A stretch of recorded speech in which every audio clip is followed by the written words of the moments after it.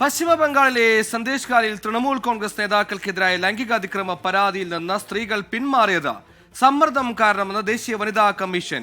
വിഷയത്തിൽ ഇടപെടണമെന്ന് ആവശ്യപ്പെട്ട് വനിതാ കമ്മീഷൻ തെരഞ്ഞെടുപ്പ് കമ്മീഷന് കത്തയച്ചു.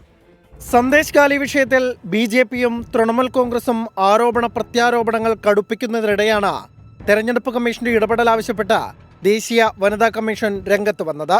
ബലാത്സംഗ പരാതി നൽകിയ സ്ത്രീകൾ തൃണമൂൽ കോൺഗ്രസിന്റെ സമ്മർദ്ദം മൂലമാണ് പിൻവാങ്ങിയതെന്ന് തെരഞ്ഞെടുപ്പ് കമ്മീഷൻ അയച്ച കത്തിൽ വനിതാ കമ്മീഷൻ ചൂണ്ടിക്കാട്ടുന്നു.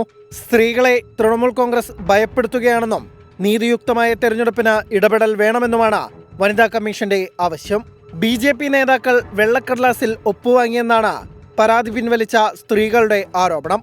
ബി.ജെ.പി നേതൃത്വത്തിന്റെ നീക്കങ്ങൾക്ക് വനിതാ കമ്മീഷന്റെ പിന്തുണ ഉണ്ടായിരുന്നുവെന്ന് തൃണമൂൽ കോൺഗ്രസും ആരോപിച്ചു. ഇതിന് പിന്നാലെയാണ് വനിതാ കമ്മീഷൻ തെരഞ്ഞെടുപ്പ് കമ്മീഷന് കത്തയച്ചത്. ലോക്സഭാ തെരഞ്ഞെടുപ്പ് പ്രചാരണ വേദികളിൽ സന്ദേശ് കാലി മുഖ്യ വിഷയമാണ്. 24 ഡൽഹി.